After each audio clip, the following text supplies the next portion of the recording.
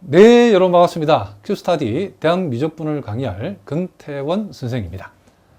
자, 대학 미적분 학이라고 하는 것은, 영어로 우리가 보통 캘큘러스라고 하는데, 여러분 모든 대학 수학의 입문에 있어서 가장 기본이 되는 수학 중에 우리가 하나라고 볼 수 있답니다.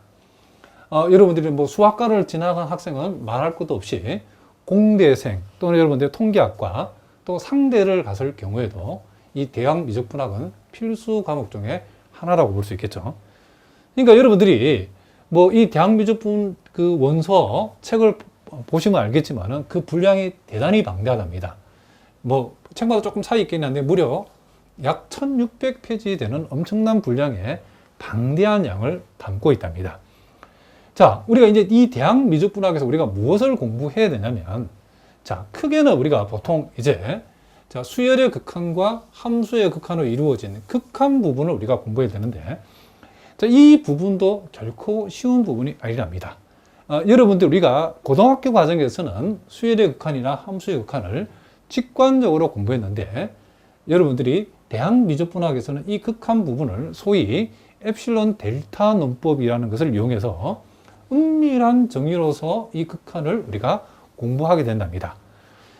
요 부분은 특별히 여러분들이 상대를 가시는 학생들은 이제 가볍게 공부하셔도 되지만은, 공대생이라든가 또는 여러분들이 수학과를 가서 임용시험을 준비하는 학생들 입장에서는 또 나중에 여러분들이 뭐 수학과 학생은 뭐 말할 것도 없지만은 여러분 대학원 과정이나 또는 여러분 상급 학년에 올라가서 해석학을 공부해야 될 그런 분들은 이 부분이 해석에게 매우 중요한 기초가 되기 때문에 그런 분들은 각별히 이 부분을 우리가 신경 써서 공부를 하셔야 된답니다. 그래서 여러분 대학 미적분을 펼치면 첫 파트에 주로 이제 이 극한 부분이 나오는데, 고등학교에서 보지 못했던 엡실론이니 델타니 이런 말들이 나와서 굉장히 어려움을 많이 겪게 만드는데, 선생님 강의에서는 이 부분 여러분들이 확실히 이해할 수 있도록 강의를 할 거랍니다. 그리고 이제 이 미분법과 그 활용, 또 적분법과 그 활용이라는 요 파트는, 요 파트는 다행히도 한 30% 정도는 여러분들이 고등학교 과정에서 공부했던 내용이 나온답니다. 그렇지만 거기서 끝나는 것이 아니고, 이 미분과 적분에 보면 우리 여태까지 경험하지 못했던 이제 삼각함수의 역함수의 역삼각함수의 미분과 적분이 나오고, 또 소위 이제 삼곡선 함수라는 게 있답니다. 삼곡선 함수의 미분과 적분도 이 파트에서 우리가 공부하게 되고, 또 이제 우리가 적분에서도 우리가 소위 이상적분이라는 게 있답니다. 이산적분이라든가 이런 다양한 내용들을 우리가 이 파트에서 우리가 공부를 하게 될 것이고, 또 그리고 우리가 여태까지 보지 못했던 이제 극좌표, 그러니까 우리가 하트 모양 같은 것을 우리가 함수로 표시하려고 그러면 극좌표를 이용해야 된답니다. 그리고 이제 우리가 급수에 대해서도 우리가 공부할 텐데, 우리가 고등학교 과정에서는 매우 간단한 무한등비 급수 정도를 공부했지만은 대학 과정에서는 테일러 급수로 우리가 대표되는 중요한 급수들을 우리가 공부를 하게 될 거랍니다. 또 이 급수의 뭐 판정이라든가 이 부분도 그 분량이 몇백 페이지에 해당되는 많은 분량이랍니다. 그래서 여러분들이 이 급수를 피해가면, 특히 우리가 상대에 가는 학생들도 이 급수 부분은 공부를 열심히 해 두셔야 된답니다. 우리가 경제 경영 수학 파트에 보면 이 급수를 이용하는 문제풀이들이 많이 나오기 때문에 이 부분도 특별히 신경을 써야 되겠죠.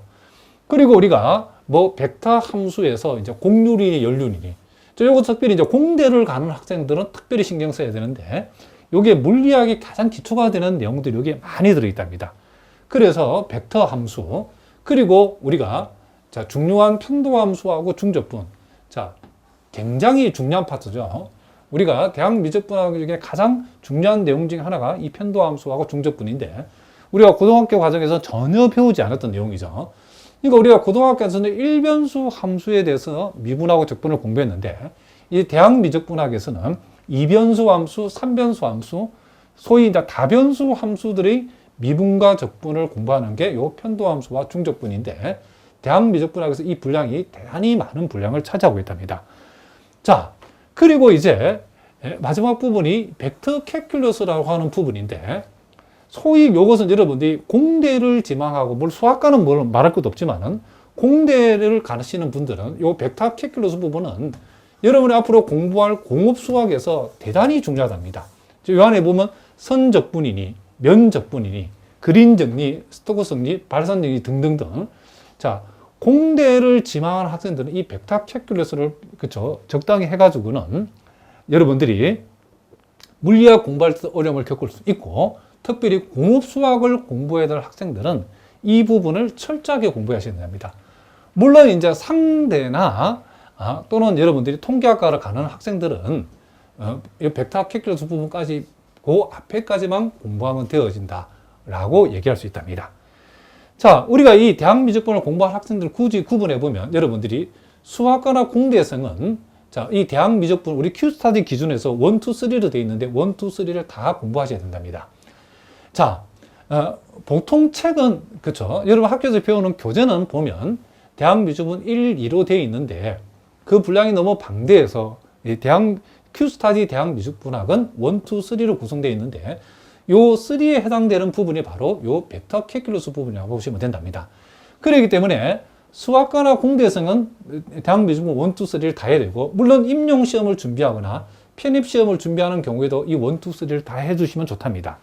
물론 여러분들이 편입시험을 준비하는 경우에는 여러분들이 우리 큐스타디 대학미적분학 수준의 공부를 꼭 다 할 필요가 있는가 이런 학생들이 많이 있는데, 여러분들이 편입시험만 친다고 끝나는 게 아니고 편입시험을 치고 어차피 여러분이 대학에 들어가게 되면 이와 같은 내용을 공부를 다 하셔야 된답니다.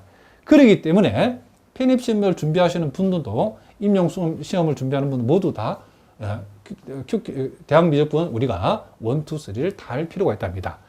다만 여러분들 가운데 상대생이나 통계학과 학생, 그러니까 여러분 앞으로 이제 그쵸 수리 통계학이라든가 계량 경작을 염두에 두고 또는 경제 수학을 염두에 둔 경우에는 요 벡터 캘큘러스 부분, 즉 대학미적분 3 부분은 굳이 하지 않으셔도 된답니다.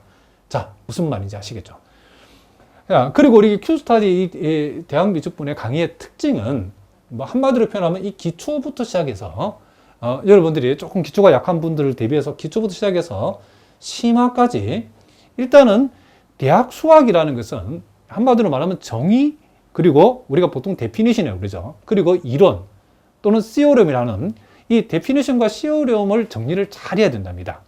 그래서 여러분들이 객관식 문제를 풀던 주관식 문제를 풀던 이 개념 부분, 그러니까 정의와 그쵸 이 이론 부분들을 시오렘 부분들을 데피니션과 시오렘 부분들을 잘 공부를 하셔야만이 뭐 주관식 문제 나오든 학교에서 객관식 문제가 나오든 또는 각종 시험에서 여러분들이 그 시험 문제를 풀 수 있는 실력을 키울 수 있답니다.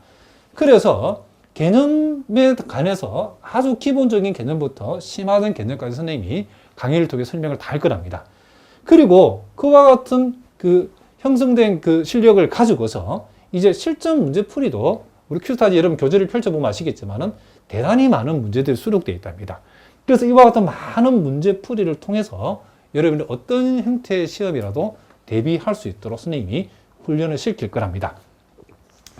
자, 실제로 여러분들이 여타 우리가 시중에 대학미적분이라고 이렇게 이름 명칭이 붙여진 강의들이 있는데 사실은 무늬만 대학미적분 강의가 많답니다. 그 뚜껑을 열어버리면 고등학교 수준의 그쵸 미적분 강의를 수록해놓고 이름은 무슨 대학미적분이라 되어 있는데, 대학미적분 강의는 실질적으로 이와 같은 대학 수학의 내용을 담고 있어야 진정한 의미에서 우리가 대학미적분 강의라고 우리가 할 수 있답니다. 자, 우리 큐스타디 안에 자 여태까지 수많은 학생들이 거의 몇만 명의 학생들이 선생님을 통해서 이 대학미적분 강의를 들었답니다. 왜 이렇게 많은 학생들이 우리가 전국에서 뭐 가장 많은 대학미적분을 듣는 학생들이 있다고 해도 사실은 거짓이 아니랍니다. 궁금하신 분들은 꼭 확인해 보시기 바랍니다.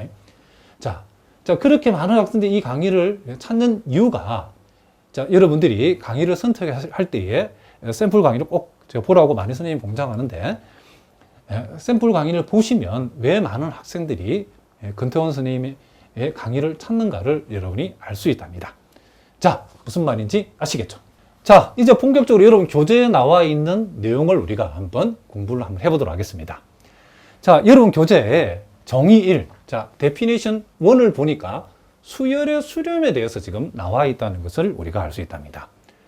자, 우리가 고등학교 과정에서도 우리가 수열의 극한을 우리가 여러분들이 많이 계산해 봤죠. 자, 우리가 여기에 예외에서 나와 있는 것처럼, 자, 리미트 n이 무한대로 갈 때에 n분의 2의 극한값이 뭐냐라고 얘기하면, 우리는 직관적으로 고등학교 과정은 이 값이 0이다라고 우리가 얘기를 했답니다. 그런데 이제 대학 수학에서는, 우리 대학 미적분학에서는 왜 n분의 2라고 하는 요 수열의 극한값이 왜 0인지를 수학적으로 증명을 한번 해보라 라고 얘기하면 이제 문제가 심각해지죠. 요놈의 극한값이 0인데 우리 보고 어쩌라고 이렇게 얘기할 수 있겠지만은, 이제 은밀한 의미에서의 우리가 수열의 극한의 정의, 또 우리 나중에 은밀한 의미에서의 함수의 극한의 정의를 여러분들이 반드시 공부를 하셔야 된답니다.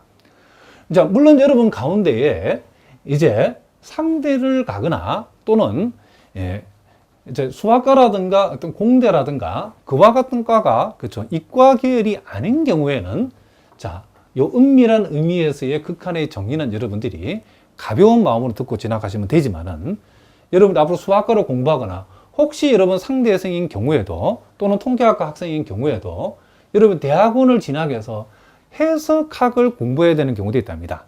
앞으로 여러분들이 해석학을 공부를 해야 될 학생인 경우에는 또 반드시 요 은밀한 의미에서의 수열의 극한의 정의를 여러분들이 반드시 알아두셔야 된답니다.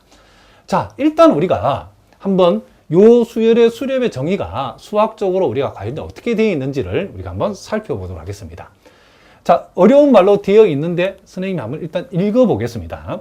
자, 여기 보니까 임의의 양수 엡실론에 대해서, 자, 자연수 K가 존재해서, 자, 그랬을 때 요 가로 안에 엡실론을 붙여놓은 이유는 요 K는 요 엡실론에 대응하는 K, 내지는 요 K는 요 엡실론에 종속되어지는 K라는 뜻으로서 이렇게 표시했답니다. 어쨌든 엡실론 값은 임의의 양수값이고, 이와 같은 임의의 양수값에 대응하는 자연수 K 값이 존재해서, 자, n이 k보다 크거나 같다를 만족할 적에, 자, 요 n이라고 하는 것은 요 수열 입장에서는 항을 가리키는 거죠.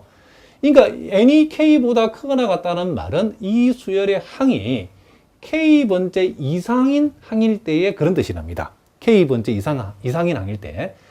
그리고 그 아래에 참고에 나와 있는 것처럼 이제, 자, 절대값에서 이와 같은 두 값을 뺐다는 말은 요 값과 요 값의 수직선상에서 이 두 값 내지는 두 점 사이의 거리를 얘기하는 거죠. 그러니까 절대치 xn-x라고 하는 것은 xn이라는 값하고 x라는 값하고의, 자, 내지는 xn과 x라는 이 두 점 사이의 거리가 엡실론보다 작다를 얘기한다. 이렇게 해석하면 된답니다. 그럼 이게 수열이니까 이 수열에, 그러니까 k번째 이상이 되는 이 수열의 모든 항들이, 자, 요 x는 특정한 값이랍니다. 특정한 값 x하고의 거리가 엡실론보다 작다를 만족했을 때에 우리는 이 수열 xn이라 하는 것이 극한 x에 수렴한다라고 얘기하고, 우리가 알고 있는 대로 리미트 n이 무한 들어갈 때 xn의 극한값이 x라고 이렇게 표시하겠다는 거죠. 그러니까 xn의 극한값이 x라고 하는 것들의 수학적 정의를 이렇게 우리가 얘기했다는 거죠. 자, 우리가 한번 읽어보니까 사실은 이제 무슨 말인지 아직 느낌은 안 오죠. 그러면 구체적으로 요걸 우리가 조금 더 우리가 선생님이 해석적으로 적어놨는데 요 내용도 한번 읽어보고, 또 예를 통해서 요것이 요 수열의 수렴의 정의가 어떤 의미를 갖고 있는지를 우리가 예를 통해서 한번 살펴보도록 하겠습니다. 그러니까 여기에서 우리가 요 수열의 수렴의 정의의 우리가 의미는 이 수열 xn이 극한 x에 수렴한다라고 하는 것은, 자, 여기 보니까, 자, x의 임의의 엡실론 근반 x 마이너스 엡실론 콤마 x 플러스 엡실론을 잡았을 때라고 했죠. 자, 일단 여기서 우리가 x의 엡실론 근방이 이제 무슨 말인지 살펴봅시다. x의 엡실론 근방이라는 것은 요 x라는 값을 기준해서 오른쪽으로 엡실론만큼 떨어진 범위, 또 왼쪽으로 엡실론만큼 떨어진 범위, 즉 x 플러스 엡실론과 x 마이너스 엡실론 요 간격, 요 바운다리를 우리는 요 x의 엡실론 근방이라고 얘기한답니다. 그러니까 지금 우리가 x의 임의의 엡실론 근방을 잡았을 때에, 적당한 자연수 K가 존재해서 자, 이 K라고 하는 것은 이제 수열의 항을 표시한다겠죠.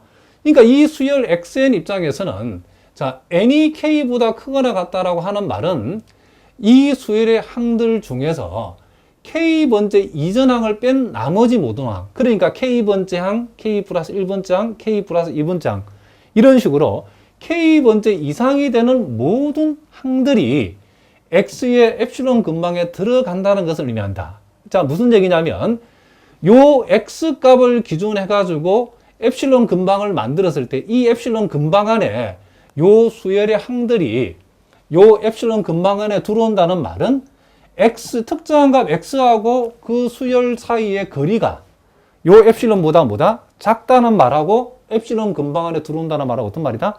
같은 말이라는 것을 우리가 알 수 있다는 거죠. 자, 무슨 말인지 아시겠죠?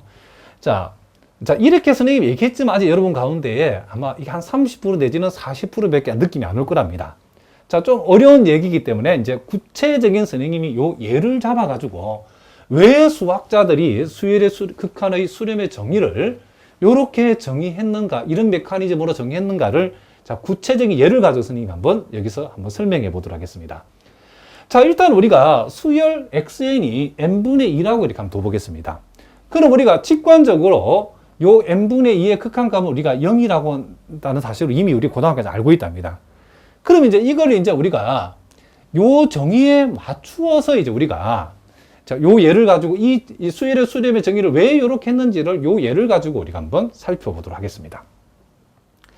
자, 일단 여러분 보다시피 이 수열에 n 대신 1 들어가면 요 첫 번째 항이죠. 자, 첫 번째 항은 보다시피 2가 나왔고 n 대신 2 들어가면 두 번째 항이죠. 두 번째 항 1이랍니다.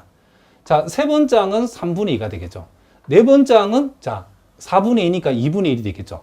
자, 다섯 번째 항은 5분의 2가 될 것이고 요 0이라고 하는 것은 요 수열 xn의 극한이죠. 극한값이죠. 극한값이죠. 0. 자, 이 극한값을 우리가 편의상 x라고 표시했답니다. 자, 이렇게 우리가 표시를 해놓고, 자, 여기에서 이제 우리가 한번 하나씩 생각해 보는데, 자, 요 xn의 극한값이 0이라고 하는 것을 이제 요 틀 속에서 우리가 이해를 우리가 한번 해보자는 거죠. 자, 그러면 여러분들이 이제 첫 번째 항과 먼저 두 번째 항 사이에, 즉, 이 사이에 어떤 값을 잡아도 상관없는데 적당한 값 하나는 잡아가지고 그것을 우리가 엡실론 값으로 잡겠습니다. 자, 엡실론 값은 임의의 값이니까 어떤 값을 잡아도 상관없답니다. 그러면 요 둘 사이에 만약에 우리가 엡실론 값을 1.5라 잡았다 칩시다. 자, 그렇게 되면 엡실론 값을 우리가 1.5라고 잡았다라고 하면 자, 요거는 요 수열은 지금 수렴하는 수열이기 때문에 그쵸? 요 정의대로 하자라고 하면 적당한 값 K값이 존재해서 그 K값 이상이 되는 모든 항들은 특정한 값 X하고의 거리가 지금 뭐다? 엡실론보다 작아야 된다는 거죠. 그 말은 우리가 엡실론 X의 엡실론 근방에 들어와야 된다는 거죠. 그럼 우리가 엡실론 값을 여기다 잡았다는 것은 X의 엡실론 근방의 오른쪽 부분이 이렇게 되는 거죠. 지금 여기에서 이쪽 부분 이제 왼쪽은 의미가 없으니까 저 오른쪽만 생각하겠습니다. 자, X의 엡실론 근방이 엡실론 값을 1.5로 잡았을 때는 대략적으로 이렇게 된다는 거죠. 그러면 보다시피 첫 번째 항을 빼고 두 번째 항부터는 몽땅 다 요 엡실론 근방 안에 다 들어가죠. 엡실론 근방에 들어간다는 말은 자, n이 2보다 크거나 같다. 즉, 두 번째 항부터는 자, 절대값 xn 빼기 x가 요 값이 엡실론이죠. 엡실론보다 작다라고 하는 말은 지금 엡실론 근방 안에 이 두 번째 항부터는 몽땅 다 요 엡실론 근방 안에 두 번째 항부터는 다 들어간다는 얘기죠. 이 말이 이런 뜻이라는 거죠. 그럼 이러면 생각해 봅시다. 우리는 지금 엡실론 값을 1.5로 잡았는데 여기 1.7로 잡아도 같은 말이죠. 1.1로 잡는다 해도 역시 K 값은 2죠. 1.01로 잡는다고 엡실론 값을 잡는다 하더라도 역시 K 이퀄 2라는 값이 존재하고 이 두 번째 이상인 모든 항들은 엡실론 근방에 들어오기 때문에 이 틀을 만족한다는 것을 알 수 있죠. 즉, 요 틀을 만족한다는 걸 알 수 있죠. 그럼 일단은 요 첫 번째하고 두 번째 항 사이에 있는 모든 값들은 지금 요 틀을 만족하고 있다는 것을 알 수 있죠. 그리고 이제 두 번째하고, 자, 두 번째, 세 번째 항, 자, 요 둘 사이의 값 중에 적당한 값 4분의 3을 선택했다 칩시다. 그럼 이번에는 엡실론 근방이 이렇게 되어지겠죠. 그러면 우리가 엡실론 근방이 있죠. 엡실론이 지금 4분의 3일 때는 엡실론 근방 안에 이제 세 번째 항부터 다 들어줘. 그죠? 그러면 적당한 값 K, 적당한 자연수 K 값이 3으로서 존재하죠. 그죠? 3으로서 존재하고 세 번째 이상인 모든 항들이 X하고 거리, 내지는 우리가 요 엡실론 근방 안에 지금 무슨 말이겠죠? 거리가 엡실론보다 작다는 말은 우리가 엡실론을 4분의 3으로 잡았을 때 엡실론 근방 안에 세 번째 이상인 항들은 몽땅 다 들어온다? 자, 그 말이나 특정한 값 X하고 세 번째 이상인 모든 항들 사이의 거리가 4분의 3보다 작다. 같은 말이죠. 요게 성립한다는 것을 알 수 있죠. 그럼 여러분들이 요 두 번째 항과 세 번째 항 사이의 값을 꼭 4분의 3이 아니더라도 어떤 다른 값을 엡실론 값으로 잡는다 하더라도 우리는 세 번째 이상인 모든 항들은 엡실론 근방항에 들어간다. 즉 이와 같은 틀 내지는 이 틀을 우리는 만족한다라고 얘기할 수 있겠죠. 그러면 같은 원리로 이번에는 엡실론을 자 12분의 7이라고 하는 것은 이제 3분의 2분의 1 사이 값이랍니다. 그럼 엡실론 근방을 이런 식으로 잡는다 했을 경우에는 네 번째 이상인 항들은 몽땅 다 엡실론 근방 안에 들어오기 때문에 이와 같은 엡실론 값에 대해서 이와 같은 부등식이 성립한다는 것은 무슨 말이겠죠? X의 엡실론 근방 안에 네 번째 이상인 모든 항들은 다 들어온다 그런 얘기죠. 자, 무슨 말이겠죠? 그럼 이런 식으로 계속 진행되다 보면 분명히 엡실론 값을 엄청나게 작은 값을 잡아보겠습니다. 1000만분의 1을 잡았다 칩시다. 그러면 엡실론 값이 요 특정 값 X의 거의 그 근처에 딱 붙어 있겠죠. 어쨌든 아무리 요 엡실론 값을 우리가 작게 잡는다 하더라도 분명히 이와 같은 흐름에 의해서 적당한 자연수 K 값이 존재할 거고 그 적당한 자연수 K를 세모를 했을 때 세모 이상 번째 항이 되는 모든 항들은 세모 번째 이상이 되는 모든 이 수열의 항들은 특정한 값 X 사이의 거리가 요 엡실론 값인 1000만분의 1보다 작다라고 우리가 얘기할 수 있겠죠. 그럼 이런 식으로 계속 가다 보면 어떤 일이 벌어지죠? 결국 엡실론은 한없이 작아지고 있고 K 값은 항의 값들은 항들이 그렇죠. 엡실론 근방 안에 들어가는 최초의 항인 K 값들은 한없이 이런 값들은 커지겠죠. 커지는데 이 수열의 항들하고 특정한 값 X 사이의 거리, 그쵸? 그 거리는 요 엡실론 값이 엄청나게 작아지기 때문에 결국 XN하고 X는 거의 딱 붙어 있다라고. 이런 식으로 계속 나가면 이 수열 XN은 요 X라는 특정한 값이 한없이 가까워진다는 것을 우리가 얘기할 수 있다는 거죠. 자, 무슨 말이겠죠? 그러면 이와 같은 것들을 만족한다는 것은 결국 요 수열 XN의 극한값은 우리는 뭐다? 0이라고 얘기해도 크게 문제가 되지 않는다는 거죠. 실제로 그러면 우리가 이 X의 엡실론 근방을 잡아서 이와 같은, 그쵸, 메커니즘을 수학자들이 만들 적에 이 엡실론 값은 우리가 어떤 값을 잡아도 상관이 없죠. 그쵸? 무슨 말이겠죠? 어떤 수렴하는 수열을 우리가 살펴봤더니 엡실론 값을 어떤 값을 잡는다 하더라도 우리가 그 엡실론에 대응하는 적당한 K가 존재하고 그 n이 K보다 크거나 같다일 때, 즉 수열의 항이 K번째 이상이 되는 모든 항에 대해서 무슨 말이겠죠? 특정한 값 X하고 K번째 이상이 되는 항들 사이의 간격이, 거리가 엡실론보다 작다를 우리가 만족시킬 수 있다는 것을 우리가 알 수 있다는 거죠. 그래서 수학자들이 이 수열의 수렴의 정의를 이런 식으로 했다는 거죠. 그러니까 지금 이 표현은 요 특정값 X의 엡실론 근방 안에 K번째 이상이 되는 모든 수열의 항들이 들어간다를 만족시키는 요 적당한 자연수 K 값이 존재했을 때에 우리는 이 수열 XN이 극한 X에 수렴한다라 얘기하고 그것을 우리가 알고 있는 대로 이렇게 표시한다는 거죠. 자, 무슨 말이겠죠? 아마도 여러분들이 선생님이 요 설명을 들었을 때에, 자, 보통 책에서는 이런 설명이 전혀 나오지 않기 때문에 여러분 선생님 설명을 잘 들으셔야 된답니다.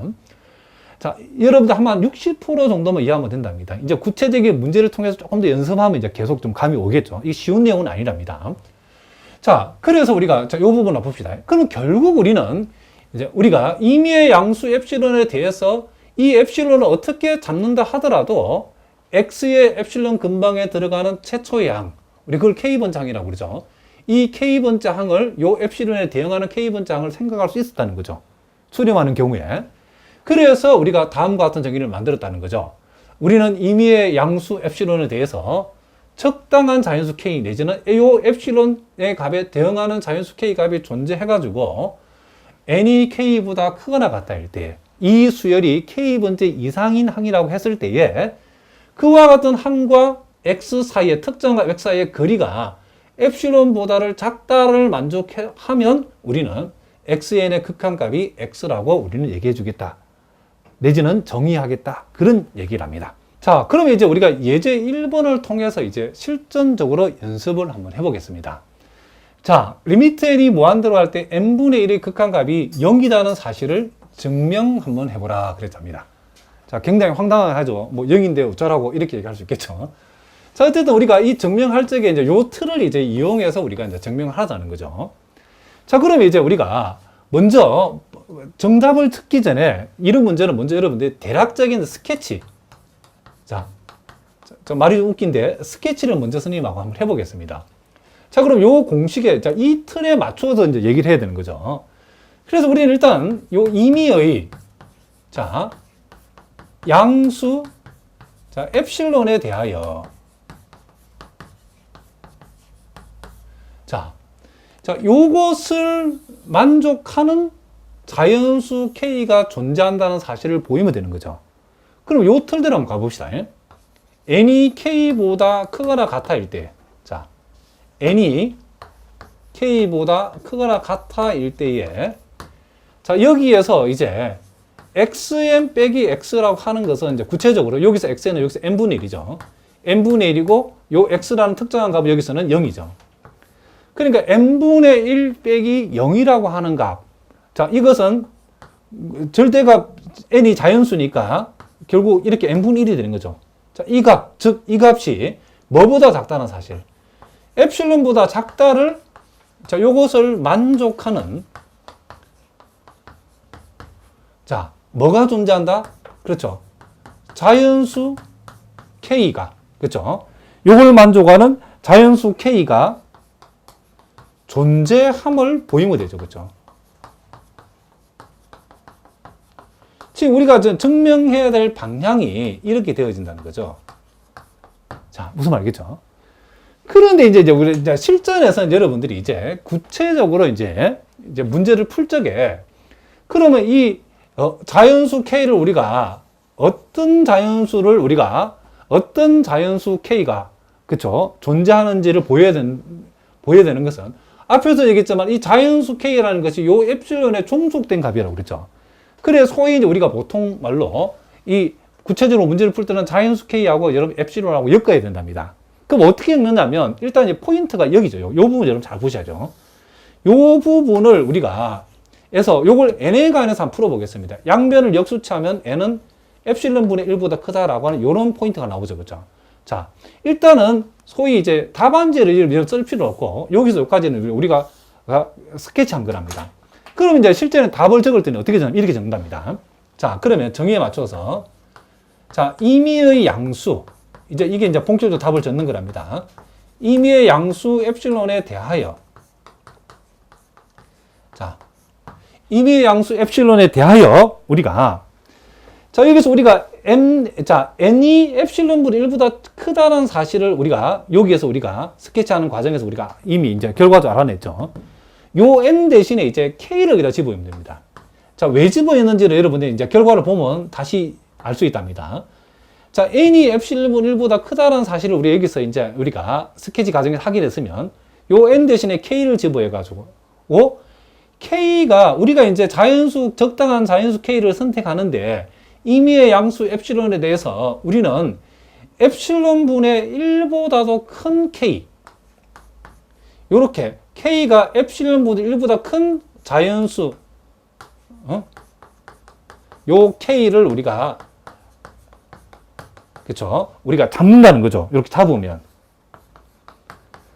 자, 그러면 이제 우리가 여기서 n이 k보다 크거나 같다일 때에 자, 여기 보니까 어떤 이와 같은 엡실론에 종속되는 적당한 자연수 K가 존재해야 되는데, 그 우리가 K를 잡았을 때 뭐가 성립해야 되냐면 여기서 여기까지가 성립해야 된다는 거죠.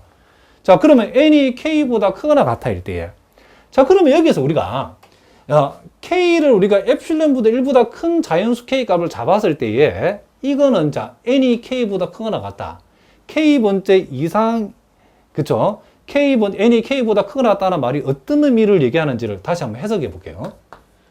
자, 우리가 N이 K보다 크거나 같다 했는데, 우리는 여기서 K 값을, 자연수 K 값을 엡실론분의 1보다 크다를 잡은 거죠.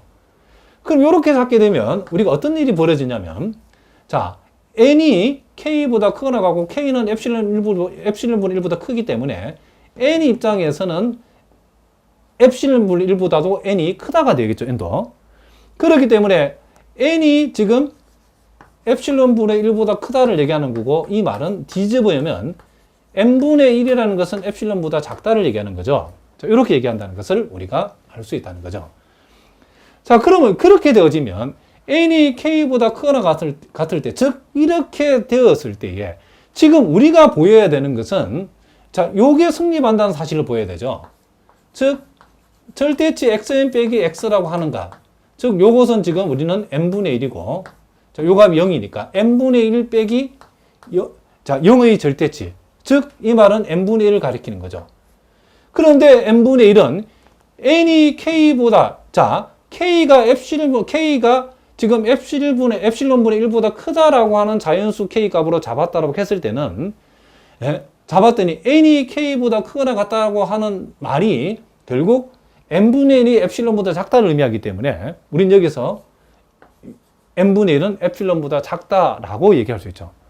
이 말은 결국은, 자, 여기서 말하는 요 값, 요 부분, 내지는 요 부분이 엡실론보다 작다라고 하는 요 틀을 지금 만족하고 있죠. 요렇게 되어진다는 거죠. 그러니까 우리가 임의의 양수 엡실론에 대해서 요것을 만족하는 K 값, 자연수 K 값을 선택했더니 K번째 이상이 되는 모든 항에 대해서는 지금 절대치 xn 빼기 x가 엡실론보다 작다를 만족한다는 것을 알 수 있죠. 그렇게 되면 우리가 이 수열의 수렴의 정의에 의해서 우리는 n이 무한대로 갈 적에 그렇죠. n분의 1의 극한값은 이 특정한 값 뭐다? 0이다라고 얘기할 수 있다. 그렇죠. 요렇게 우리가 얘기할 수 있다는 거죠. 자, 무슨 말이겠죠? 그러니까 여러분들이, 우리가 실제 여러분들이 증명 문제를 풀 적에 요 부분이 바로 생각나는 게 아니기 때문에, 자, 답지에는 적을 필요 없지만 여기까지 우리가 소위 사전적인 스케치를 여러분들 한번 해보셔야 된답니다. 그렇죠? 우리가 지금 증명해야 되는 것이 결국은 우리가 지금 xn-x의 절대치가 엡실론보다 작다를 만족하게 하는 무엇을, 적당한 자연수 k가 존재함을 보여야 되는데, 이 적당한 자연수 k를 우리가 요 부분에서 가져와 가지고 요 n 대신에 k를 집어연 것으로 선택을 하면 된다. 요 요령이랍니다. 요렇게 우리가 선택했을 때에 이와 같은 자연수 k를 잡았더니 이 부분이 저절로 성립한다는 사실을 우리가 알아냈다는 거죠. 자, 무슨 말인지 알겠죠? 자, 우리가 몇 문제 더 연습을 한번 해보도록 하겠습니다. 자, 그럼 우리가 예제 2번을 통해서도 우리가 연습을 한번 해보겠습니다. 자, 여기 보니까 수열 n분의 2n 플러스 1의 극한이 2가 된다는 사실을 한번 보여봐라. 자, 요것도 우리가 간단하게 먼저 스케치를 먼저 한번 해보겠습니다. 자, 일단 우리가 임의의 양수,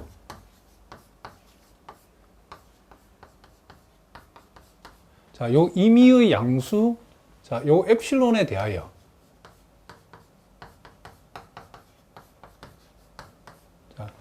자, n이 k보다 크거나 같아일 때에, 자, n이 k보다 크거나 같아일 때에, 자, 우리가 지금 극한을 내고자 하는 xn에 해당되는 것이 요 n분의 2n 플러스 1이죠.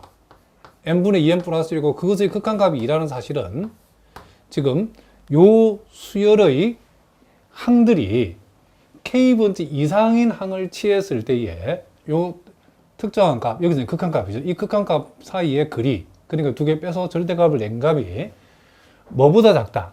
요 값이 엡실론보다 작다를 만족하는, 자, 요 값이 뭐보다 작다를 만족하는, 엡실론보다 작다를 만족하는,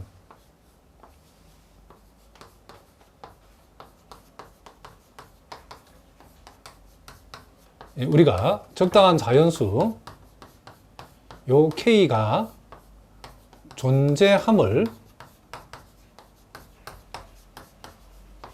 우리가 보이면 되겠죠. 요게 지금 우리가 보여줄 내용이랍니다. 근데 우리가 그래서 이제 우리가 이 자연수 K를 어떻게 선택할 것인가라는 포인트는 요 부분을 우리가 n에 관해서 일단 풀어놓는 것이 요령이라고 그랬죠. 자, 그래서 우리는 요 부분을 우리가 다시 한번 적어보면, 우리가 n분의 2n이라는 것은 2와 같으니까 요 값에서 요걸 빼면 남는 것이, 자, 다시 한번 적어보겠습니다. 자, 요 부분은 n분의 2n은 2라고 할 수 있고, 자, n분의 1. 자, 2를 뺐으니까 결국 요것은 절대치 안에서 n분의 1만 남았다는 말은 결국 n분의 1이죠. 자, 요것이 지금 뭐다? 엡실론보다 작다. 자, 요 사실로부터 우리는 요걸 요 부분을 n에 관해서 풀면 n은 엡실론 분의 1보다 크다. 자, 요렇게 여기까지는 이제 우리가 답지에는 쓸 필요 없고, 우리가 전반적으로 우리가 전체적인 윤곽을 우리가 잡은 거라고 보시면 된답니다. 그럼 이제 실제 이제 답을 적을 때 이렇게 적으면 되겠죠. 자, 임의의, 자, 다시 한번. 자, 임의의 양수 엡실론에 대하여, 자, 여기에 대응하는, 요 엡실론에 대응하는 이제 우리는 자연수 K 값을 찾아야 되는데, 어떻게 우리가 자연수 K 값을 선택하냐면, 요 부분에서 요 n 대신에 K를 지부해서 우리는 자연수 K 값을 어떻게 선택하냐면, 엡실론 분의 1보다 더 큰, 그쵸? 요렇게 되는 자연수 K를 우리가 선택하면, 잡으면 이렇게 하겠습니다. 자, 이렇게 우리가 잡아주면 된다는 거죠. 그렇게 잡으면 우리는 n이 k보다 크거나 같다일 때에, n이 k보다 크거나 같다 할 때에 뭐가 성립해야 되냐면 요 사실이 성립한다는, 즉 요 놈에서 2를 뺀 그것의 절대값이 엡실론보다 작다를 보여야 되는 거죠.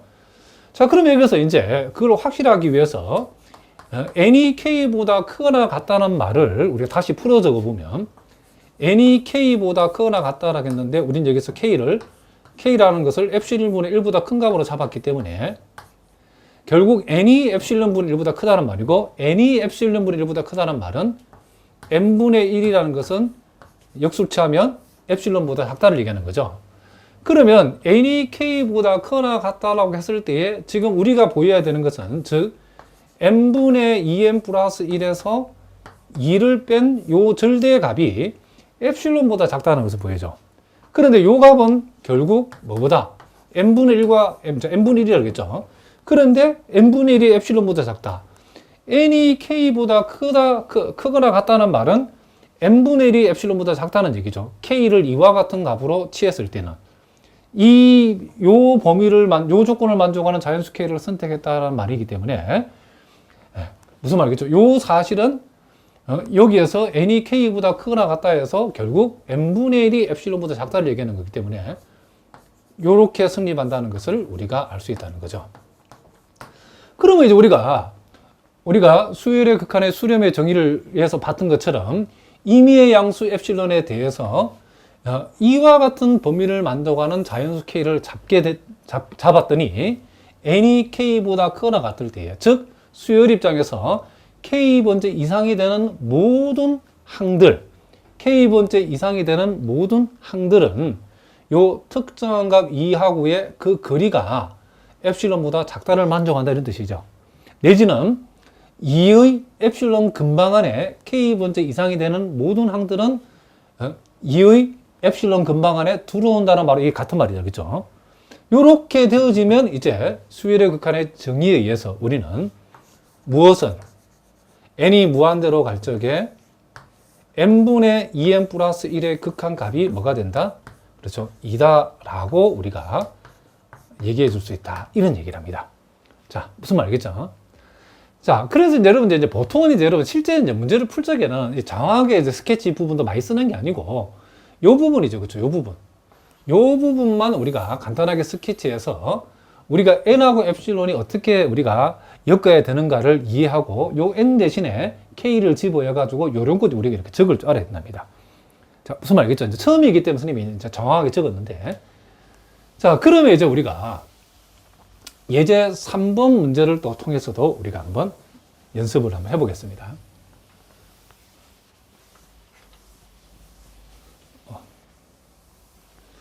자, 서두에서도 얘기했지만 여러분 가운데에 자, 상대나 무슨 통계학과 학생으로서 요 강의를 듣는 분들은 요 은밀한 의미에서의 이 극한의 정의를 너무 그 깊이 안 파줘도 대략적으로 한 이 정도 그런 흐름이구나 정도만 아시면 되고, 반면에 혹시 여러분 상대 학생이라도 앞으로 대학원 가서 해석학을 공부할 분들은, 공부를 해야 되는 그런 관련 과에 있는 분들은 요 부분을 잘 해야 되고, 물론 여러분 가운데 수학과 같은 경우는 그 임용 시험을 대비하거나 수학과 학생인 경우에는 정말 이 부분을 정말 열심히 하셔야 되는 매우 중요한 내용이랍니다.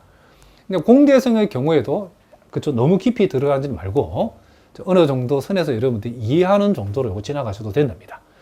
자, 어쨌든 우리가 예제 3번 문제도 보겠습니다.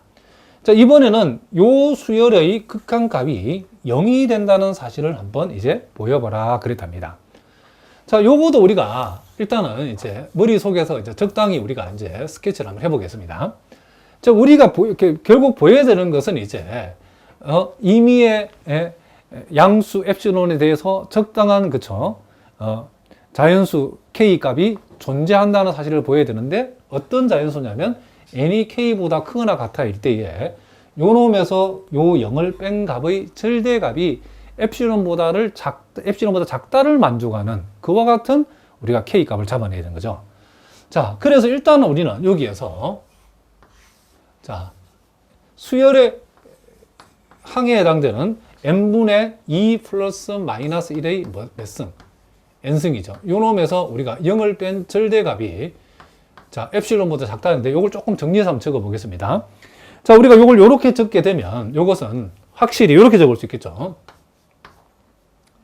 요거는 n분의 3보다는 작거나 같다는 사실을 우리가 확실히 알 수 있죠. 자, 왜냐하면 n이 홀수일 때는 요게 n분의 1이 되고 n이 짝수일 때는 이게 n분의 3이기 때문에 요 절대치 안의 값은 확실히 n분의 3보다 작거나 같으면 확실하죠. 그러면 우리는 자, 여기에서 요걸 뺀 값이 n분의 3보다 작거나 같은데 요 n분의 3보다 작거나 같은 것이 뭐보다 작다? 엡실론보다 작다는 사실을 만족하도록 n과 엡실론을 엮으면 되죠. 지금 우리가 포인트는 요 놈에서 특정한 값이 0을, 극한값 0을 뺀 값의 절대치가 우리는 뭐보다 작다? 엡실론보다 작다는 사실을 우리가 보여야 될 거니까. 그럼 여기에서 이제 우리는 요 부분을 우리가 n에 관해서 풀어준다겠죠.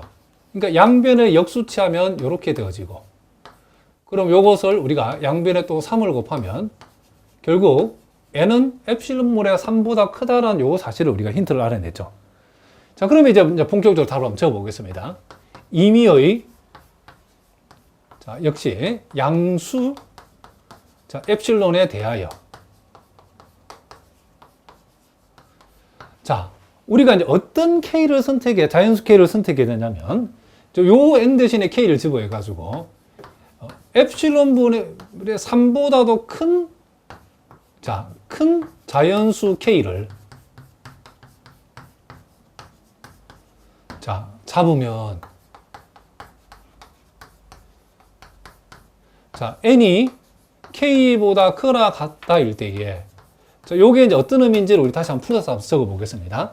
자, 우리가 k 값을 엡실론분의 3보다 큰 값으로 k 값을 우리가 자연수 k 값을 잡았다라고 하면 자, n이 지금 k보다 크거나 같은데 k 값을 엡실론분의 3보다 큰 값으로 잡았다는 말은 n 입장에서는 자, 요 부분을 우리가 엡실론에 관해서 풀면 양변을 역수를 취하고 그리고 양변에 우리가 3을 곱해버리면 결국 n분의 3은 엡실론보다 작다라고 하는 말이 요 말 속에 포함되어 있는 거죠. 무슨 말이겠죠? 그러면 n이 k보다 크거나 같을 때에 우리가 지금 증명하고자 하는 것은 자, 절대치 n분의 2 플러스 마이너스 1의 n승에서 0을 뺀 거. 자, 요 값이 지금 엡실론보다 작다임을 확인시켜줘야죠. 그런데 일단 요 값은 일단 n분의 3보다 작거나 같다라고 했는데 n분의 3이 지금 엡실론보다 작다를 만족하기 때문에 결국 임의의 양수 엡실론에 대해서 k 값을 엡실론분의 3보다 큰 자연수 값으로 선택을 했더니 n이 k보다 크거나 같을 때에 요 값에서 0을 뺀 절대값이 엡실론보다 작다를 만족시켰죠. 그럼 우리가 수열의 수렴 내지는 수열의 극한의 수렴의 정의에 의해서 우리는 리미트 n이 무한대로 갈 적에 n분의 2 플러스 마이너스 1의 n승의 극한값이 뭐가 된다? 0이라는 사실을 보인 셈이다. 이런 얘기를 합니다. 자, 무슨 말인지 아시겠죠? 자, 계속해서 우리가 예제 이제 4번 문제도 우리가 한번 살펴보는데, 자, 요 예제 4번에 나와 있는 이 두 문제는, 자, 여러분들이 조금 어려운 문제인데, 보고 이해하는 정도로만 여러분들이, 그쵸?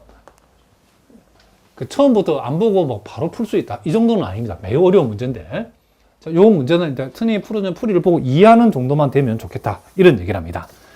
자, 먼저는 보니까, a가 1보다 크다일 때에 수열 an분의 1은 0에 수렴한다는 사실을, 그러니까 요 a의 n승분의 1의 극한이 0에 수렴한다는 사실을 한번 어떻게 하라? 증명을 한번 해보라 그랬죠. 자, 요거는 여러분들이 대단히 어려운 문제이기 때문에 선생님이 푸는 풀이를 이해하면 된다. 자, 이렇게 우리가 목표를 한번 잡아보겠습니다. 일단 우리가 여기서 a가 1보다 크기 때문에 우리가 만약에 여기에서 요 a라고 하는 값을 1 플러스 b라고 두면, 자, 물론 여기서 요 b라고 하는 것은 0보다 큰 값으로서 1 플러스 이렇게 a를 b라고 이렇게 우리가 둘 수 있겠죠.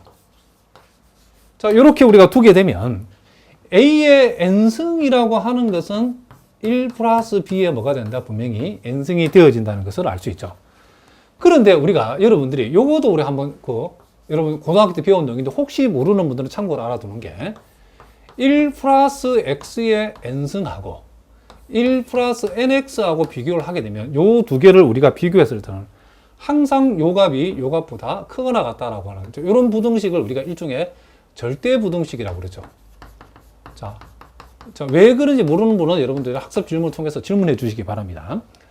자, 우리가 보통 요걸 우리가 복리라고, 은행 이자 입장에서 요걸 우리가 단리라고 하는데, x가 만약에 이율인 경우에 어쨌든 복리는 단리보다도 우리가 크다라고 우리가 기억해 두셔야 된답니다. 그래서 우리가 1 플러스 b의 n승하고 1 플러스 nb를 우리가 이렇게, 그쵸, 1 플러스 nb를 비교했을 때에는 요 값이 요 값보다 항상 우리가 크다는 사실을 우리가 알고 있어야 된답니다. 자, 무슨 말 알겠죠? 그러면 이제 우리가 여기까지는 우리가 여러분들 답은 써야 되고, 이제부터 이제 요 부분은 이제 답지에는 적지 않고 이제 스케치를 한번 해보겠습니다. 지금 우리가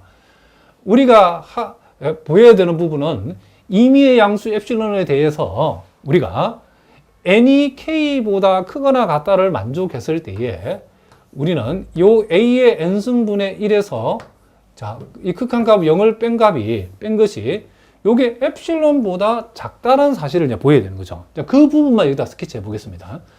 그럼 이렇게 되어지는데, 자, a가 1보다 크니까 an승분의 1은 양수니까 일단 이렇게 나와지겠죠.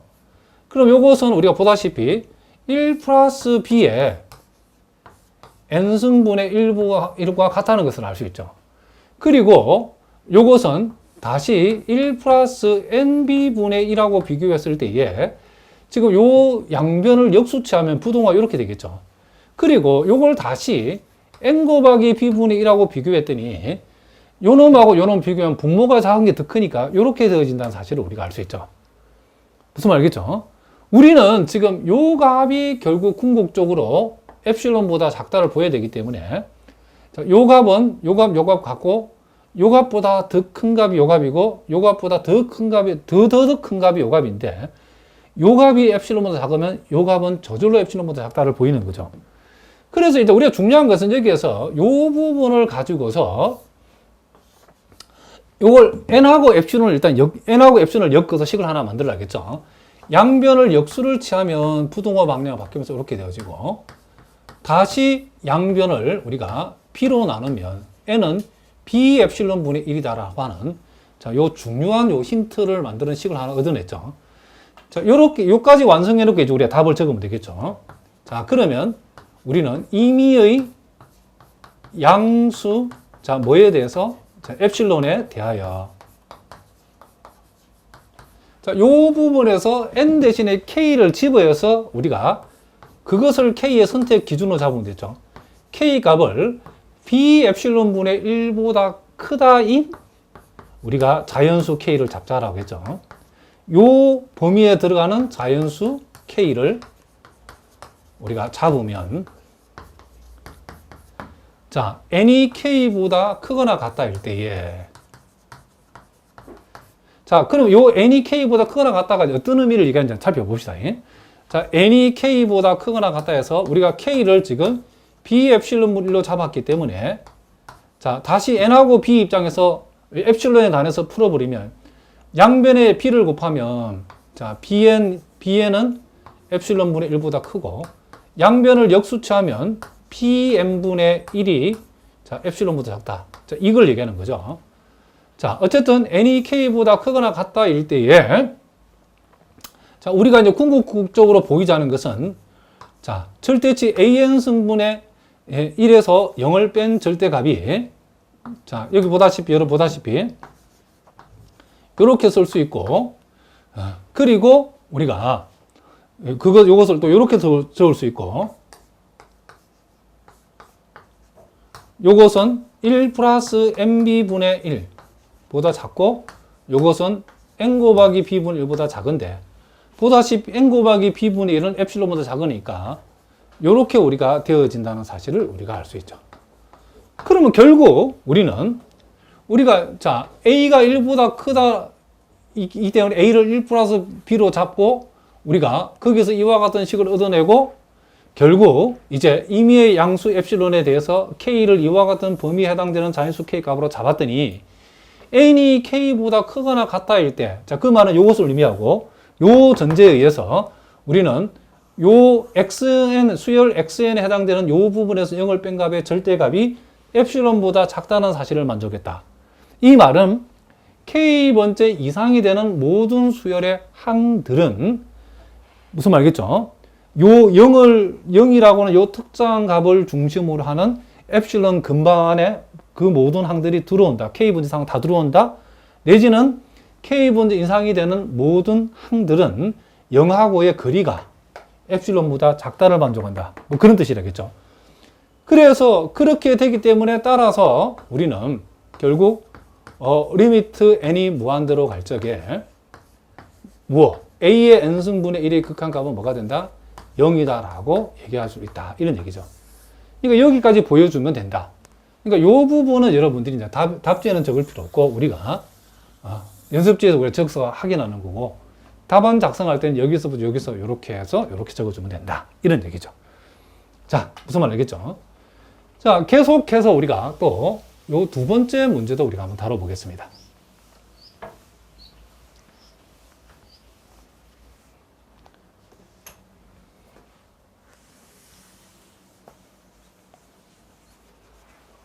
자, 이번에는 절대값 r이 1보다 작다를 만족했을 때에, 지금 여러분 보다시피 여기서 rn승의 극한값이 0에 수렴한다는 사실을 한번 보여봐라, 증명해보라.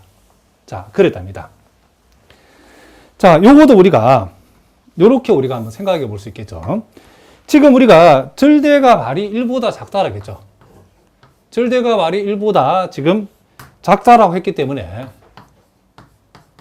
우리는 절대값 r이라고 하는 것을 1 플러스 a분의 1, 그리고 여기서 요 a는 0보다 크다. 요렇게 우리가 일단 둬도 상관이 없겠죠. 그렇죠? 자, 요 문제도 여러분 욕심을 내지 말고 보고 이해만 하면 좋겠다. 이런 얘기를 합니다. 자, 그럼 이렇게 되었을 때 우리가 n이 2 이상일 때에 n이 2보다 크거나 같을 때에 r의 n승의 절대값을 한번 생각해 봅시다. r의 n승의 절대값은 양변을 우리가 n승한 거죠. 그럼 1 플러스 a의 n승을 얘기하는 거고, 요것은 우리가 앞에서와 마찬가지로 1 플러스 a의 n승하고 1 플러스 na를 비교하면 항상 요 놈이 요 놈보다는 크다라고 했죠. 그렇기 때문에 요 양변을 역수치했다라고 생각하면 1 플러스 na분의 1 하고 비교하면 이렇게 되어지죠. 그럼 요것은 다시 na분의 1보다 작다가 되어지고, 자, 무슨 말이겠죠? 자, 그리고 우리는 여기에서 지금 우리가 필요한 것은 여기서 지금 엡실론보다 요걸 작다라고 하는 것을 우리가 이제 확인하려고 하는 거예요. 자, 한 번 더 적어 보겠습니다. 일단 요까지만 확인해 놓고, 그러면 지금 우리가 지금 확인해야 되는 건 뭐냐면 Rn승의 극한값이 0에 수렴하는 사실을 보이는 거기 때문에 요걸 요렇게 적을 수 있고, 요거는 곧, 그쵸? 쭉 와가지고 결국 뭐보다 작다? na분의 1보다 작다가 되기 때문에 여기에서 우리가 이제 엡실론보다 이런 걸 작다라고 하는 거. 요걸 우리가 생각할 수 있겠죠. 자, 그러면 우리가 요 부분에서 우리는 뭘 끊어낼 수 있냐면 양변을 역수치하면 이렇게 되어지고, 다시 양변을 a로 나누어 버리면, 자, n은 a 엡실론분의 1보다 크다라는 요 중요한 힌트를 얻어낼 수 있겠죠. 자, 그러면 여기 이제 답을 적어 보겠습니다. 똑같이 임의의 우리가 양수 요 엡실론에 대하여, 자, 요 부분에서 우리가 요 n 자리에 k를 넣어서 k는 a 엡실론분의 1보다 크다를 만족하는 자연수 k를 잡으면 되죠. 자, 자연수 k를 이렇게 우리가 잡으면, 자, n이 k보다 크거나 같다일 때에, 자, 요 말이 의미하는 바는, 자, 이런 말이죠. n이 k보다 크거나 같다, 이 말은, 자, 자, k가 a 엡실론분의 1보다도 크다를 만족하기 때문에, 자, 요 n하고 요 부분을 우리가 적어보면, 양변을 다시 역수치하면 이렇게 되어지고, 자, 양변을 a로 나눠버리면 na분의 1은 엡실론보다 작다를 만족하는 뜻이죠. 그러니까 k를 a 엡실론분의 1보다 큰 자연수 값으로 취했다는 말은 n이 k보다 크거나 같아일 때라는 이 말이 이것을 의미한다는 거죠. 이것을 의미한다. 그랬을 때에 우리는, 자, 우리가 증명하고자 하는 것은, 자, 증명하는 마지막 부분은 Rn승에서 0을 뺀, 그러니까 Rn승과 이 수열의 모든 항들과 0하고 0항 사이의 거리가, 물론 K번째 이상항이죠. K번째 이상이 되는 모든, 그쵸, 수열의 항들과 0 사이의 거리는 지금 엡실론보다 작다는 사실을 보여야 되는 거죠. 근데 요것은 우리가 아까도 얘기했지만은, 여기에서 1 플러스 a의 n승분의 1을 얘기하는 거고, 요것은 1 플러스 na분의 1보다 작다는 얘기하고, 이것은 다시 na분의 1보다 작다를 얘기하는데, na분의 1은 엡실론보다 작다가 되기 때문에 결국 Rn승 빼기 제로라고 하는 것은 엡실론보다 작다는 사실을 우리가 증명했다는 거죠. 그러니까 임의의 양수 엡실론에 대해서 k가 이와 같은 부등식을 만족하는 자연수 k를 선택을 했더니 k번째 이상이 되는 이 수열의 모든 항들은 요 0의 엡실론 근방 안에 들어온다. 내지는 그 k번째 이상이 되는 모든 항들은 0하고 거리가 엡실론보다 작다를 만족한다. 이런 뜻이죠. 이렇게 되어지기 때문에 따라서 우리는 리미트 n이 무한대로 갈 적에 요 Rn승의 극한값은 뭐가 된다? 0이 되어진다는 사실을 우리가 알 수 있다. 이런 얘기를 합니다. 그러니까 우리가 고등화 과정에서 R의 절대값이 1보다 작을 때에 Rn승의 극한값은 0이 된다라는 사실을 우리가 직관적으로 알고 있지만 왜 그런가를 여기에서는 수학적으로 어떻게 하다? 증명을 해봤다. 이런 얘기를 합니다. 자, 무슨 말인지 아시겠죠? 자, 이제 우리가 또 데피니션 2에 보니까 유계라고 하는 말이 나오는데, 자, 요 유계란 말도 여러분들이 이제 처음 보시는 분들은 이 용어가 중요하기 때문에 잘 보셔야 된답니다. 자, 일단 우리가 위로 유계라는 말이 있죠. 그리고 아래로 유계라는 말도 있고, 자, 여기 보시는 것처럼 위로 유계이면서 동시에 아래로 유계를 만족하면 그랬을 때 우리는 이것을 유계라고 한다. 이런 얘기죠. 그러니까 유계란 말 자체는 어떤 수열을 놓고 얘기하는 거죠. 자, 여기 보니까 위로 유계라는 것은 적당한 실수 m이 존재해서 자, 모든 자연수 n에 대해서 수열 xn의 항들이 m보다 작거나 같다를 만족할 때에 수열 xn은 위로 유계를 한다. 그랬답니다. 자, 요 첫 번째 예는 우리가 한번 생각해 볼 수 있겠죠.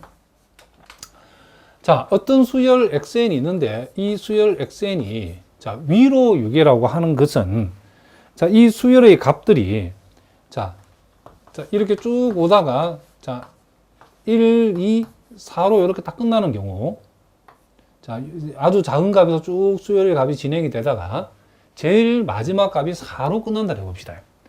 그러면 우리가 이와 같은 수열은 우리가 이와 같은 수열의 경우에 이 수열의 항을 나타내는 요 xn이라는 것은 분명히 4보다는 그죠? 작거나 같은 값이라 할 수 있겠죠. 그러면 이와 같은 이 수열들은 4보다 작거나 같다라 할 수 있지만 5보다도 작거나 같다 할 수도 있고 6보다 작거나 같다 할 수도 있고 7보다 작거나 같다 할 수도 있겠죠. 그러니까 이 수열의 최대값이 4이기 때문에 자, 이렇게 수열이 쭉 진행되다가 1, 2, 4에서 끝난다라고 하면 이 xn이라는 것은 분명히 4보다는 작거나 같다. 작거나 같다는 것은 작을 수도 있고 같을 수도 있다는 말이기 때문에 4보다 작거나 같은 것은 5보다 작거나 같다 할 수도 있고 6보다 작거나 같다 또는 7보다 작거나 같다 이렇게 표현할 수 있다는 거죠. 이렇게 표현했을 때 이와 같은 수열 xn이 4보다 작거나 같다, 5보다 작거나, 6보다 작거나 같다, 7보다 작거나 이렇게 표현했을 때 이와 같은 값들을 우리는 뭐라고 얘기하냐면 이것을 우리는 상계라고 얘기한답니다. 이와 같은 값들을 보다 지금 우리는 상계라고 얘기한다는 거죠. 상계. 그러니까 여기에서 우리가 요 m이라고 얘기했을 때에 요 m을 가리켜서 우리는 뭐라 한다? 상계라고 얘기한다. 이런 얘기를 합니다.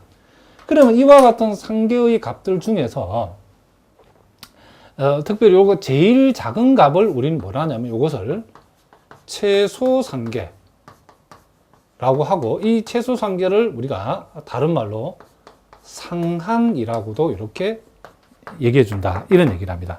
자, 뭐라고요? 최소상계를 뭐라 한다? 상한이라고 얘기한다. 이런 얘기를 합니다.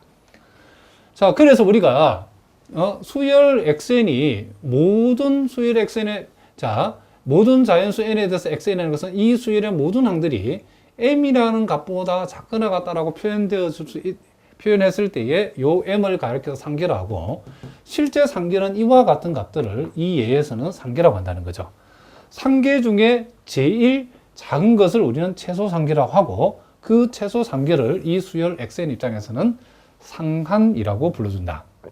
어쨌든 이렇게 표현되는 수열 xn을 우리는 위로 유계라고 얘기한다는 거죠. 자, 그리고 우리가 또 두 번째, 자, 아래로 유계인 얘는 수열 xn이 이와 같이 이렇게 자, 첫 번째는 2, 두 번째는 4, 세 번째는 뭐 예를 들면 8. 자, 이런 식으로 우리가 이 수열이 진행된다고 했을 때에 분명히 이 수열 xn이라고 하는 것은 자, 분명히 요 수열 xn이라고 하는 것은 자, 요 2보다도 크거나 같다 할 수 있고 1보다 더 크거나 0보다 더 크거나 같다 이런 식으로 2보다 작은 모든 값들보다는 크거나 같다라고 얘기할 수 있겠죠.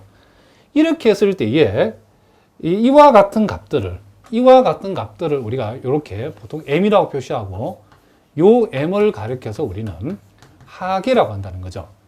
그러니까 어떤 수열이 2보다 크거나 같다 할 수 있고 1보다 크거나 0보다 크거나 같다 이런 식으로 이와 같은 수열은 이렇게 우리가 표시할 수 있겠죠. 이랬을 때 이와 같은 값들을 우리는 뭐다?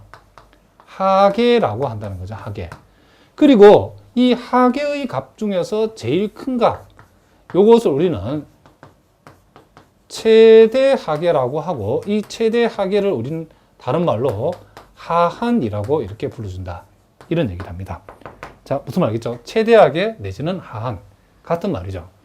그러니까 모든 자연수 n에 대해서 xn이 m보다 크거나 같다를 만족하는 이와 같은 m이 존재하는 경우에 우리는 이 수열 xn을 아래로 유계, 자 뭐라고요? 아래로 유계라고 우리가 불러준다는 거죠. 그러면 어떤 수열이 위로 유계도 되면서 동시에 아래로 유계될 때에 그와 같은 수열을 우리는 유계라고 얘기한다는 거죠. 그래서 우리가 이 유계의 정의는 적당한 실수 m값이 양수 n값이 존재해서 모든 자연수 n에 대해서 절대치 xn이 m보다 작거나 같다를 만족하면, 그러니까 요 xn이 일정한 값보다는 크거나 같고 일정한 값보다는 작거나 같다를 만족하는 형태로 요 수열 xn이 표현되어질 때에 우리는 이 수열 xn을 가리켜서 뭐다? 유계라고 이렇게 우리가 불러준다, 이런 얘기를 합니다. 자, 무슨 말인지 아시겠죠? 자, 그러니까 일단 우리가 어떤 수열이 유계임을 보이는 증명 방법은 그 수열의 일반항의 절대치가 m보다 작거나 같다를 만족하는 이 적당한 양수 m값이 존재한다는 사실을 우리가 보여주면 된다, 이런 얘기를 합니다. 자, 그러면 이제 여러분들이 요 시어롬 1이 나와 있는데 요 시어롬 1은 시험에 잘 나오는 중요한 시어롬이기 때문에 여러분 잘 보셔야 된답니다. 수렴하는 수열은 여기 보니까 유계다라고 했죠. 자, 어떤 수열이 수렴한다. 그러면 그 수열은 분명히 우리는 이 명제적으로 유계가 참이랍니다. 자, 그게 지금 시어롬 1을 지금 우리가 표현한 거죠. 그러나 여러분들이 그 역은 그쵸, 승립하지 않는다. 요 시어롬은 충분 조건은 성립하지만은 그 반대인 어떤 수열이 유계라고 해서 그 수열이 꼭 수렴하지는 않는다는 것도 여러분이 명심해 두셔야 된답니다. 요 반례는 우리가 여러분 교재 아래 부분에 주의라고 되어 있는 부분을 보시면 그게 나와 있죠. 그러니까 예를 들어서 우리가 x의 n승이 마이너스 1의 n승인 경우야. 자, 이렇게 되어지면 분명히 xn은 1과 마이너스 1을 값을 취하기 때문에 xn의 값은 마이너스 1보다 크거나 같고 1보다 작다. 즉 절대치 xn이 1보다 작거나 같다라고 이렇게 표현할 수 있죠. 그러면 요 사실은 보니까 지금 이 수열 xn은 따라서 뭐다? 유계임이 틀림없죠. 자, 그러나 이게 이 수열이 유계이지만은 우리가 요 수열 xn은 수렴하지는 않죠. 마이너스 1의 n승의 극한값은 존재하지 않기 때문에 수렴하지는 않는다는 것을 우리가 알 수 있다는 거죠. 그래서 일단은 결론부터 먼저 외울 때에 수렴하는 수열은 유계임이 틀림없다는 거. 요거는 맞는 말이죠. 그러나 어떤 수열이 유계라고 해서 꼭 수렴하는 것은 아니다. 자, 그 반례가 지금 여기에 보여주고 있다는 이런 얘기를 합니다. 자, 그러면 이제 우리는 이제 왜 그러면 수렴하는 수열은 유계인가를 증명하는데 요 증명이 시험에 잘 나오기 때문에 잘 보셔야 된답니다. 자, 우리가 어떤 수열 xn이 이제 수렴하는 수열이라고 했으니까 만약에 그 수열을 우리가 xn이라 하고 그 수열이 극한 x에 이제 수렴한다라고 가정을 해보자는 거죠. 수렴하는 수열이 했으니까. 즉, 리미트 n이 무한 들어갈 때 xn승의 극한값이 x라고 해보자는 거죠.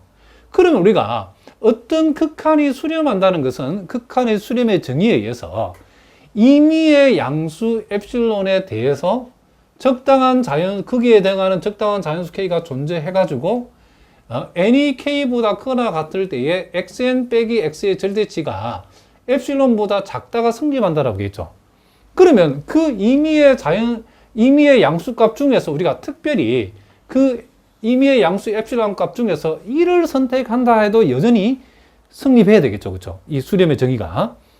그러면 우리가 임의의 양수 엡실론 값 중에서 자, 이 수열 xn은 x라는 값이 수렴한다라고 전제가 되어 있기 때문에 엡실론 값 1을 선택한다 하더라도 요 엡실론 이퀄 1에 대응하는 우리가 적당한 자연수 k 값이 반드시 존재해야 되겠죠.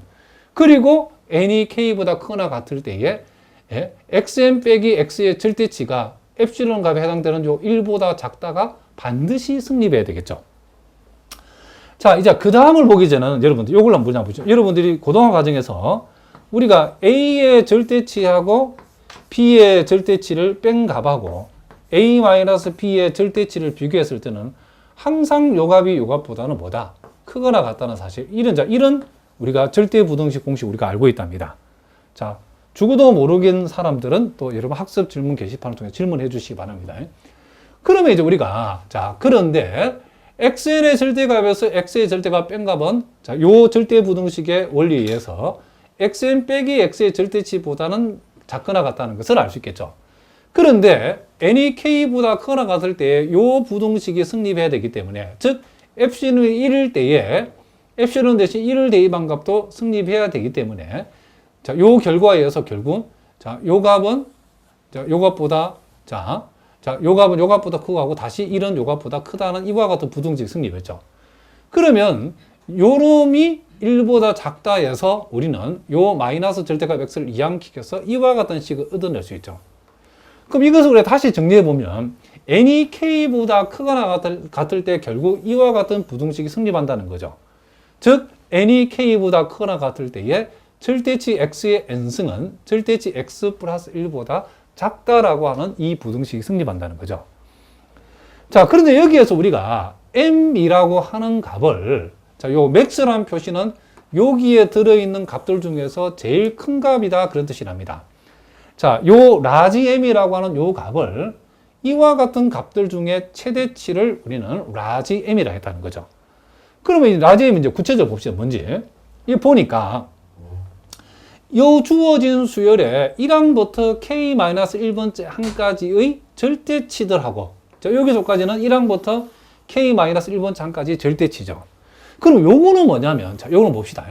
자, 여기서 n이 k보다 크거나 같다는 것은 이 수열에 있어서 k번째 이상이 되는 항들을 나타내는 거죠.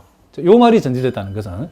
그러면 이 수열 xn에서 k번째 이상이 되는 항들의 절대치들은 항상 절대값 x 플러스 1보다 작다라고 했죠. 무슨 말이겠죠?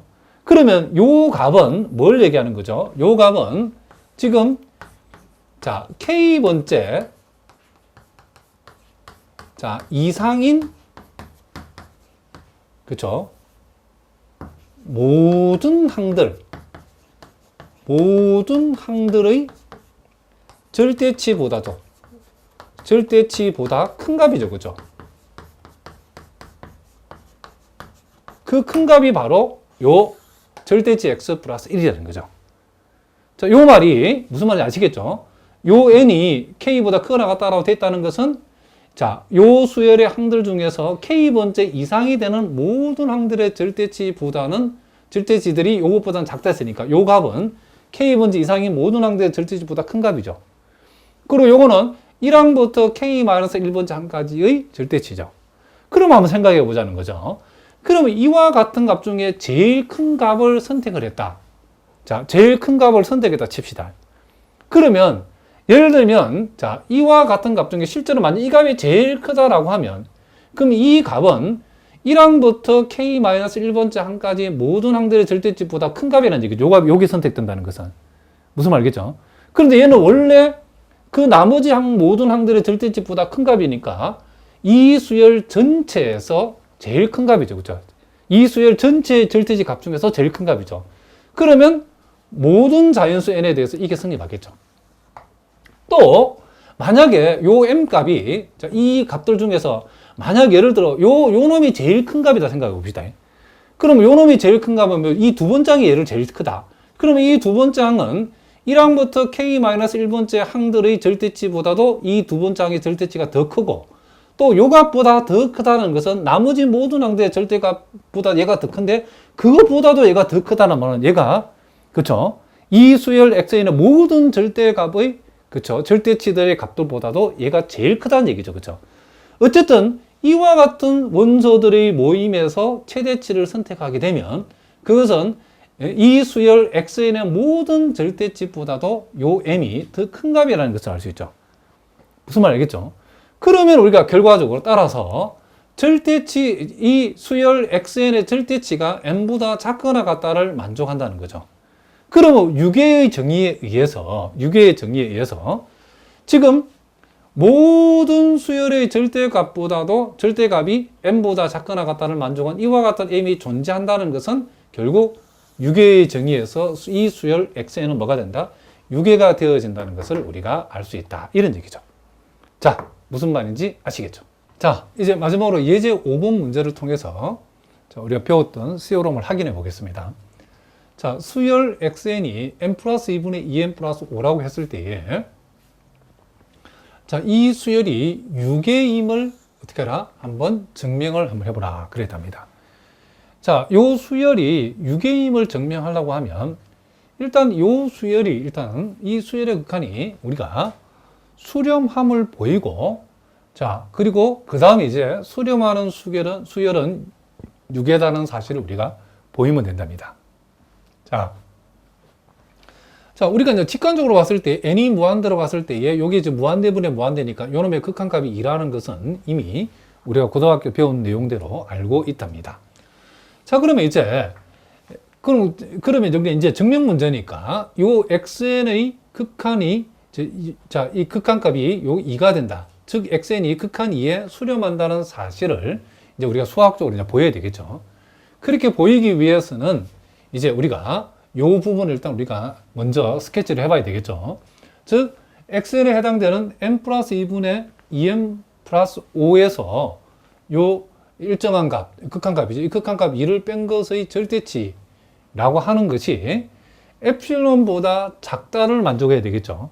자, 이 작다를 만족하는 이제 우리가 적당한 자연수 k가 존재한다는 사실을 이제 보이면 되는 건데, 그렇게 하기 위해서 일단 우리는 xn 빼기 2의 절대치가 엡실론보다 작다를 일단 둬보겠습니다.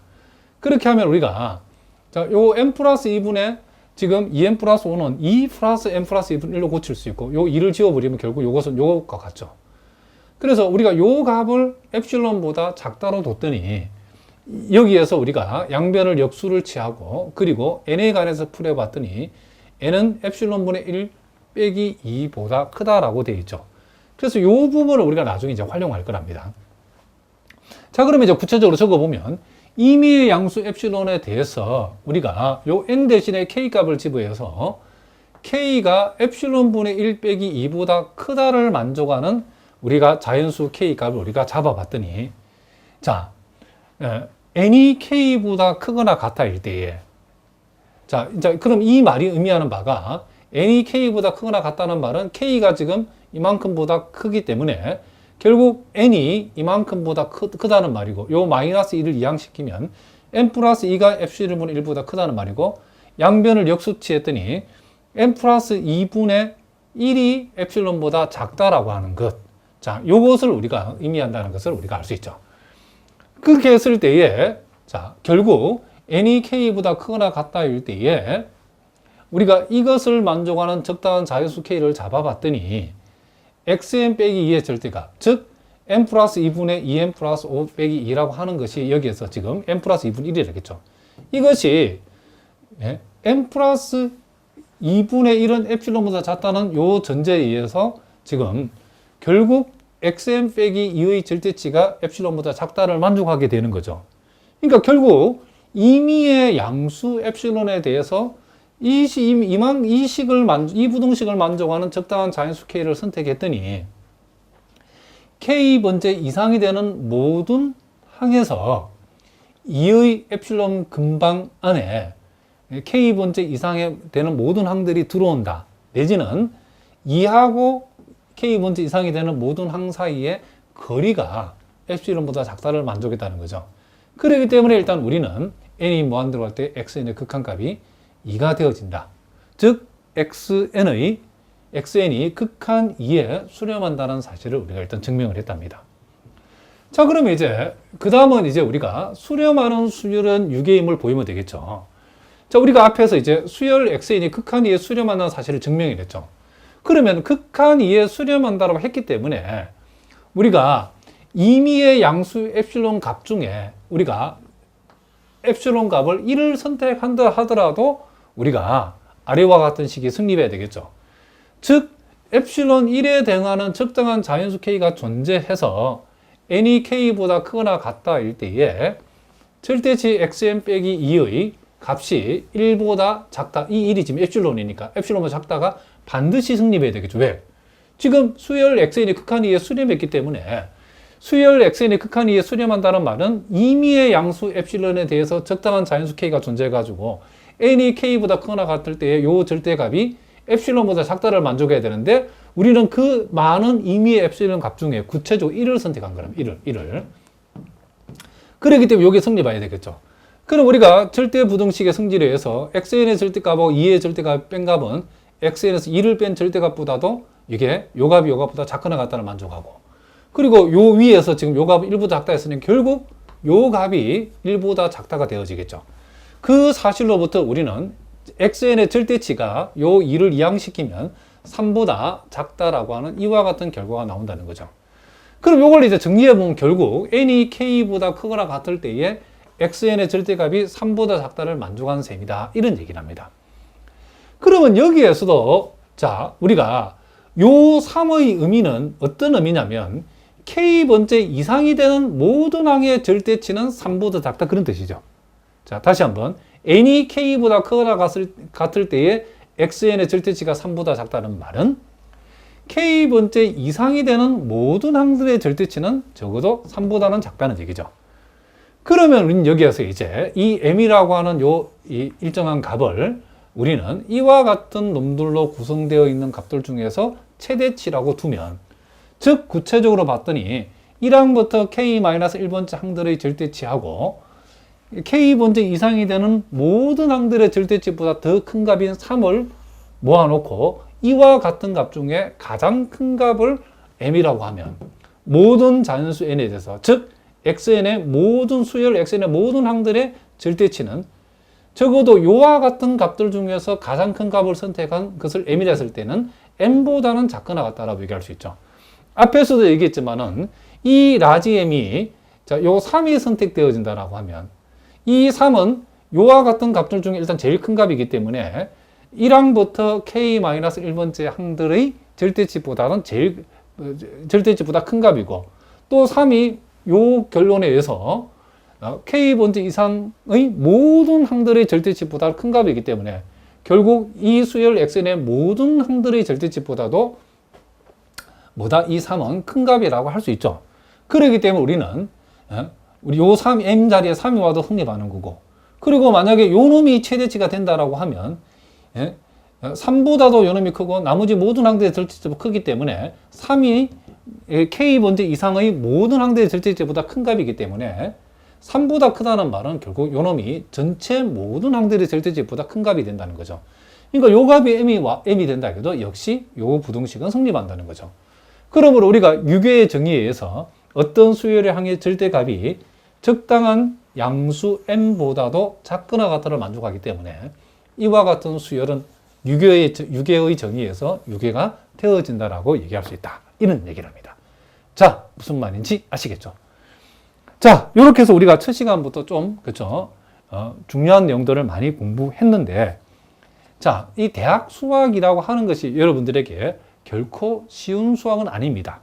자, 그렇지만 여러분들이 선생님 강의를 1강부터 차근차근 건너뛰지 않고 차근차근 수강을 하시면 우리가 강의를 처음 우리가 여러분들이 접했을 때는 완벽하게 뭐 100% 다 이해가 안 된다 할지라도 처음에는 70%, 좀 더 이렇게 진도가 나가면 80%, 90% 반복하다 보면 여러분들이 원하는 모든 수준의 실력을 분명히 갖출 수 있을 거라고 선생님은 확신한답니다.